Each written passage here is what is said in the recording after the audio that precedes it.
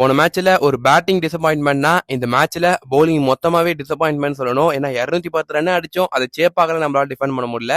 அதை பத்தி இந்த வீடியோல ஃபுல்லா பார்க்கலாம். அதை தவிர்த்து நம்ம சிஎஸ்கேக்கு இருக்க ஒரு சில பாசிட்டிவ்ஸையும் இந்த வீடியோல ஃபுல்லா பார்க்கலாம். அப்ப நம்ம சேனலுக்கு புதுசா இருந்தீங்கன்னா இந்த வீடியோ லைக் கொடுத்து மறக்காம 79 சேனல் சப்ஸ்கிரைப் பண்ணுங்க. இப்போ வாங்க கைஸ் வீடியோக்குள்ள போலாம். நேத்து டாஸை வின் பண்ணது பஞ்சாப் கிங்ஸ். நாங்க முதல்ல போலிங் போட்டுருவோம் சொன்னாங்க. சிஎஸ்கே பொறுத்தவரையும் டாஸ்ல அன்லக்கியா இருக்காரு ருத்ராஜ் கெக்வாட். கிட்டத்தட்ட ஒரு 21 டாஸ்ல வெறும் 6 டாஸ் மட்டும் தான் ஜெயிச்சிருக்காரு. சிஎஸ்கே லைன் அப்லன்னு பாத்தீங்கன்னா உள்ள பிரசாந்த் வீர் வந்திருந்தாரு மேத்யூ ஷாட் பதில. அதை தவிர்த்து பாத்தீங்கன்னா சஃப்ராஸ் கான் டேரக்டா பிளேயிங் லெவலுக்கு வந்திருக்காரு. பிளேயிங் லெவல் வைஸ் பாத்தீங்கன்னா சென்னை 2 சேஞ்ச் பண்ணியிருந்தாங்க. அந்த 2 சேஞ்சுமே நல்லா சேஞ்ச் தான். ஆனா பேட்டிங்ல சஞ்சு சாம்சன் திருப்பி ஒரு ஃபைலர் சொல்லணும். கைஸ் இதுவரையும் அந்த ஜட்டு சாம்சன் ட்ரேட்ல சிஎஸ்கேக்கு இதுவரை எதுவுமே சாதகமா போல. சஞ்சு சாம்சன் 2வது மேட்சா சொதப்பிருக்காரு. வெறும் நேத்து மேட்ச்லயும் 7 இருந்தா 7 பால் விளையாடி அண்ட் ஒரு டிசப்பாயின்மெண்ட் ஃப்ரம் சஞ்சு நம்ம எதிர்பார்த்ததோட எக்ஸ்பெக்டேஷன் நிறைய அவர் மேல நம்ம வைக்கிறோமோ அவர் அந்த பிரஷர்லயே அவுட் ஆயிரும்னு தோணுது. ஆயுஷ் மாத்திரே ஒரு பெரிய பாசிட்டிவ் சொல்லணும் இந்த மேட்ச்ல சிஎஸ்கேக்கு. லாஸ்ட் மேட்ச்ல அவர் வந்து ஒரு பவுன்சர்ல அவுட் ஆனாரு.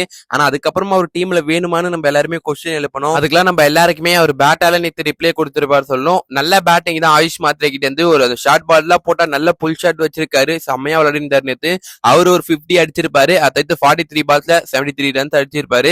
ஒரு நல்ல நாக் ஃப்ரம் ஆயுஷ் மாத்திரே சொல்லணும். கண்டிப்பா அந்த 200+ சிஎஸ்கே அடிக்கிறதுக்கு இவருமே ஒரு முக்கியமான காரணம் சொல்லணும். அதுவும் 6 ஹிட்டிங் நிறைய வச்சிருக்காரு. சோ இது சிஎஸ்கேக்கு ஒரு பெரிய பாசிட்டிவ் அடுத்த மேட்சஸ்ல வரக்கூடிய மேட்சஸ்க்கு. ஆனா இன்னொரு பக்கம் என்னன்னு கேட்டீங்கன்னா ருத்ராஜ் கெக்வாட் ஒரு செகண்ட் ஃபீல்ட் தான் விளையாடினாரு. அவர் சிங்கிள் எடுத்து ஆயுஷ் கொடுத்தாரு. ஆயுஷ்மே அடிச்சாரு. ஆனா இருந்தாலுமே என்ன பொறுத்தவரை ஒரு கட்டத்துல ருத்ராஜ் கெக்வாட் டேக் ஆன் பண்ணிருக்கணும்னு தோணுது. அந்த சகால கரெக்டா டேக் ஆன் பண்ண போனாரு. எக்ஸ்பீரியன்ஸான பிளேயர் தான். இருந்தாலுமே முதல் பால்லே சகால் அடிக்க போய் அவர் விக்கெட் கொடுத்தாரு. இந்த இடத்துல ஆயுஷ் மாத்திரை அவுட் ஆனதுக்கு அப்புறம் என்ன பொறுத்தவரை சஃப்ராஸ் கான் தான் வந்திருக்கணும் ஷோம் துபேவோட பார்ட்னர்ஷிப் போறதுக்கு. ஆனா கார்த்திக் சர்மாவை மேல அனுப்பிச்சு விட்டாங்க. கைஸ் கார்த்திக் சர்மா மோர் அல்லஸ் பாத்தீங்கன்னா ஒரு பினிஷிங் பேட்ஸ்மேன் தான் சொல்லணும். அவர் அந்த டெத்துல தான் பாத்தீங்கன்னா அவர் மோஸ்ட்லி யூஸ் பண்ணும் சிஎஸ்கே. அவர் டாப் ஆர்டர்ல அனுப்பி பாத்தீங்கன்னா அவர் அகைன் ஃபெயிலியர் ஆயிட்டு இருக்காரு. சோ இந்த ஒரு விஷயம் சிஎஸ்கே கண்டிப்பா சேஞ்ச் பண்ணணும். ஆனா இந்த ஒரு பிளேயருங்க சஃப்ராஸ் கான் என்ன ஒரு ஃபார்ம்ல இருக்காரு. அவர் பார்த்த ஃபெயிலியர்ஸ் எல்லாம் சேர்த்து வச்சு மொத்தமா இங்க அடிச்சுட்டே இருக்காரு சொல்லணும். நேத்து மேட்ச்லயும் உள்ள வந்து ஒரு அத்ரேடே நாக் சொல்லணும். ஃபர்ஸ்ட் மேட்ச்ல அப்படியே ராஜஸ்தான் வந்து ஃபர்ஸ்ட் ஒரு 2-3 பால்ல அவரோட கிளியர் இன்டென்ட் காட்டி இருக்காரு. நான் அடிக்கதான் போறேன்னு. அதே மாதிரி இந்த மேட்ச்லயுமே பாத்தீங்கன்னா அதே ஒரு இன்டென்ட் காட்டி இருக்காரு சொல்லணும். அதுலயும் பார்த்தா சிஎஸ்கே ஒரு கட்டத்துல ஹிட் ரன் ரேட் அப்படியே கொஞ்சம் ஸ்லோ ஆயிட்டே வந்துச்சு. அப்ப கரெக்டான டைம்ல உள்ள வந்து சஃப்ராஸ் கான் அதிரடியான பேட்டிங் சொல்லணும். சஃப்ராஸா மோர் லெவல்ஸ் பார்த்தா நம்ம இன்னும் கூட கொஞ்சம் டாப்ல விக்கெட் வந்து அவர் யூஸ் பண்ணலாமான்னு தோணுது. ஏன்னா மனுஷன் செம்ம ஃபார்ம்ல இருக்காரு சொல்லணும். அதுலயுமே பாத்தீங்கன்னா ஒரு பேக்வர்ட்ல ஒரு ஷாட் விடுவாரு. சரியான ஷாட்னு சொல்லணும். வெயிட் பண்ணி பாலுக்கு ஏத்த மாதிரி ஷாட்ஸ் அடிக்கிறாரு. 32 ரன் அடிச்சிருப்பாரு நேற்று 12 பால்ல. ஒரு சரியான நாக் சொல்லணும். தவிர்த்து நம்ம ஷிவம் துபே ஆரம்பத்துல கொஞ்சம் பொறுமையா ஸ்டார்ட் பண்ணாரோ தோணுச்சு துபே. ஆனா கடைசியில கொஞ்சம் பிக்கப் பண்ணிட்டாரு சொல்லணும். 45/27 அடிச்சிருப்பாரு. சிக்ஸர்ஸ் பெருசா அவர் கிட்டே இருந்து வரல. ஆனா அவரோட ரோல் அவர் கரெக்டா பண்ணாரோ தோணுது. ஏன்னா மிடில் தலை தோனி மாரி ஒரு எக்ஸ்பீரியன்ஸான பிளேயர் இல்ல. இப்ப இருக்க லைனப்ல துபே தான் ஒரு எக்ஸ்பீரியன்ஸான ஒரு பிளேயர். கடைசியில மேட்சை பினிஷ் பண்ணி கொடுக்க வேண்டியதும் அவரோட வேலை தான் சொல்லணும். அதே மாதிரி நேற்று கரெக்டா தான் பண்ணியிருந்தாரு. 210 ரன் அடிச்சாங்க.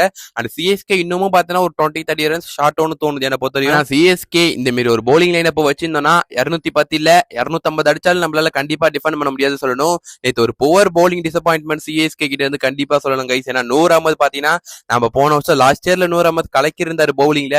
சிஎஸ்கேக்கு ஒரு துருப்பு சீட்டா இருந்தாரு. ஆனா இந்த சீசன்ல கண்டிப்பா அவருமே நல்ல ஃபார்ம்ல இல்ல. அவர்கிட்ட இருந்துமே பார்த்தா நம்ம எதிர்பார்த்தாலும் ஃபார்ம் ரீசென்ட் டைம்ஸ்ல நல்லா பண்ணல. அந்த 2 ஐபிஎல் மேட்ச்ல அவரால் அந்த அளவு பெட்டரா பண்ண முடியல. Total disappoint from Noor Ahmad சொல்லணும். நூர் அகமது மேல தான் நம்ம ஒரு நம்பிக்கை வச்சிருந்தோம் இந்த போலிங் லைனப்லயே அவர் தான் நல்லா பண்ணி ஆகணும்னு.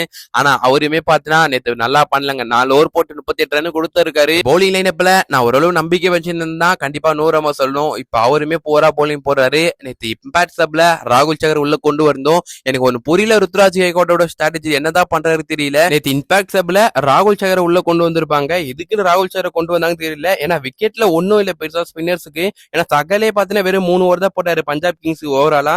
என்னை பொறுத்தவரை சிஎஸ்கே இன்னொரு ஃபாஸ்ட் பவுலருக்கு போயிருக்கணும். அந்த இடத்துல ஒரு ராமகிருஷ்ணா கோஷோ ஒரு ஜெமி ஓட்டனையும் உள்ள கொண்டு வந்திருக்கணும். அங்க ஒரு தப்பு பண்ணாரு ருத்ராஜ் கெக்வாட். அதை தவிர்த்து மேட் ஹென்ரி பத்தி சொல்றதுக்கு பெருசா ஒண்ணு இல்ல. ரன்ஸுக்கு நிறைய போறாரு. விக்கெட்டுமே பெருசா எடுக்கல. ஒரு விக்கெட் தான் எடுத்தாரு நேத்து. அதை தவிர்த்து கலீல் அஹமது பவர் பிளேல விக்கெட் எடுக்க ஆரம்பிக்கல. ஒரே ஒரு பாசிட்டிவ்னா இப்போதைக்கு இந்த போலிங் லைனப்ல அன்ஷுல் கம்போஜி சொல்லலாம். என்னதான் கொஞ்சம் ரன்ஸுக்கு போனாலும் 2 விக்கெட் எடுத்து கொடுத்திருக்காரு. லாஸ்ட் மேட்ச்ல ஒரு 2 விக்கெட்ஸ் எடுத்தாரு.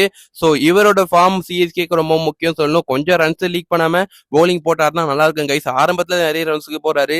ஆனா அதுக்கப்புறம் அன்ஷுல் கம்போஜ் விக்கெட்ஸ் எடுத்து கொடுக்குறாரு. கைஸ் இங்க டீம் பவுலர் இல்லாம கஷ்டப்படுறாங்க. அந்த ஒரு ரீப்ளேஸ்மெண்ட் பிளேயர் இருந்தா சிஎஸ்கே இந்த மேட்ச் ஜெயிச்சிருப்பாங்களா கேட்டீங்கன்னா அது எனக்கு தெரியாது. ஆனா இந்த மாதிரி நேரத்துல ஒரு ஃபாஸ்ட் பவுலர் உள்ள இருந்தாருன்னா கண்டிப்பா நல்ல பவுலர் அவர்ல உள்ள கொண்டு வந்திருக்கலாம் இம்பாக்ட் சப்ல. சோ மேட்சை கொஞ்சம் டைட்டா வச்சு சிஎஸ்கே கொண்டு போயிருக்கலாம். கைஸ் மோர்லாலஸ் எனக்கு சொல்றதுக்கு ஒண்ணு இல்ல, என்ன பண்றாங்க தெரியல உள்ள மேனேஜ்மெண்ட் சைட்ல இருந்து. அவங்க கொஞ்சம் கிளியரன்ஸ் கொடுக்கணும் கோச்சிங் ஸ்டாஃப்ல இருந்து. நேற்று மேட்சுக்கு அப்புறம் ருத்ராஜ் கேக்கோட கேப்டன்சி மேல பெரிய கொஸ்டின் மார்க் இருந்திருக்கு சொல்லணும். ஏன்னா அவரோட டிசிஷன் மேக்கிங் அங்க என்ன பொறுத்த கேட்டீங்கன்னா அவர் கரெக்டா எடுக்கிறாரான்னு பாத்தீங்கன்னா கேட்க தோணுது. ஏன்னா ஒரு சில டிசிஷன் மேக்கிங்ல பாத்தீங்கன்னா ருத்ராஜ் கேக்கோட் தப்பு பண்றாரு. அதை தவிர்த்து அவர் பிரஸ் கான்ஃபிடன்ஸ்ல இந்த மேட்ச் தோத்ததுக்கு அப்புறம் என்ன சொல்றாருன்னா விக்கெட்ல பாத்தீங்கன்னா ட்ரிக்கியா இருக்குன்ற மாதிரி சொல்றாரு. ஒரு பரம பாட்டா விக்கெட் கிளியரா தெரியுது பஞ்சாப் பேட்டிங் ஆடும் போது. நம்ம பேட்டிங் ஆடும் போது இருந்துச்சு நம்ம நடுவில் கொஞ்சம் ஸ்லோ ஆயிட்டோம். ஸோ சிஎஸ்கேமே ஒரு 30-20 ரன்ஸ் பார்த்தா ஷார்ட்டா தான் அடிச்சிருந்தாங்க நேற்று. பவுலர்ஸுக்கு கரெக்டான ஓவர்ஸ் கொடுக்குறாரா, பவுலர்ஸ் ரொட்டேட் பண்ற விதமும் பார்த்தீங்கன்னா ருத்ராஜ் கேக்கோட இருந்து சரியில்லை. தவிர்த்து அந்த டிஆர்எஸ் மேக்கிங்குமே பார்த்தீங்கன்னா பவுலர்ஸ் அவர் மேல ப்ரெஷர் போட்டு கேட்டாங்கன்னா அந்த ஒரு ரிவ்யூ எடுத்து ரிவ்யூமே பார்த்தீங்கன்னா ருத்ராஜ் வேஸ்ட் ஆக்கிறாரு. So Ruturaj Gaikwad as a கேப்டனா இன்னும் இம்ப்ரூவ் ஆக வேண்டியது நிறைய இருக்கு போல. நாளைக்கு பெங்களூருக்கு போறாங்க சிஎஸ்கே ஆர்சிபி அகேன்ஸ்ட் அவரோட போற சின்னசாமியில. கைஸ் எனக்கு பொறுத்தவரை ஒரே ஒரு உங்களுக்கு அட்வைஸ் தான் நான் பண்ணுவேன். Keep it simple. பெருசா அந்த டீம் கிட்ட இருந்து எதுவும் எதிர்பார்க்காதீங்க. ஏன்னா அதுக்கப்புறம் நம்ம ஜெயிப்பாங்க நம்பிக்கையோடு பார்த்தோம்னா அதுக்கப்புறம் தோத்துறாங்கன்னா டிசப்பாயின்மெண்ட் ஆகி எந்த ஒரு பிரயோஜனமும் இல்ல. ஸோ டீம் இப்போ ஒரு சான்சேஷன்ல இருக்காங்க. ஒரு வீக்ல ஒரு நல்ல கம்பேக்கை கொடுப்பாங்கன்னு பார்க்கலாம். இந்த சீசன் கப் அடிக்கலாலும் பரவாயில்ல, ஒரு நல்ல இடத்துல பினிஷ் பண்ணணும் சிஎஸ்கே. தவிர்த்து சிஎஸ்கே டீம் எங்க தப்பு பண்ணாங்க, ருத்ராஜ் கேக்கோட் கேப்டன்சி மேல இருக்க உங்களோட ஒப்பீனியன் என்ன, அதை மறக்காம கமெண்ட் ஷேர் பண்ணிட்டு போங்க. அப்ப இந்த வீடியோ லைக் கொடுத்து மறக்காம எல்லோ தமிழ் சேனல் சப்ஸ்கிரைப் பண்ணுங்க. அப்ப நல்ல சிஎஸ்கே கண்ட்ல வந்து சந்திக்கும் வரை எங்களுக்கு விடைபெறுவது நான் உங்கள் ஹரி. Stay down guys.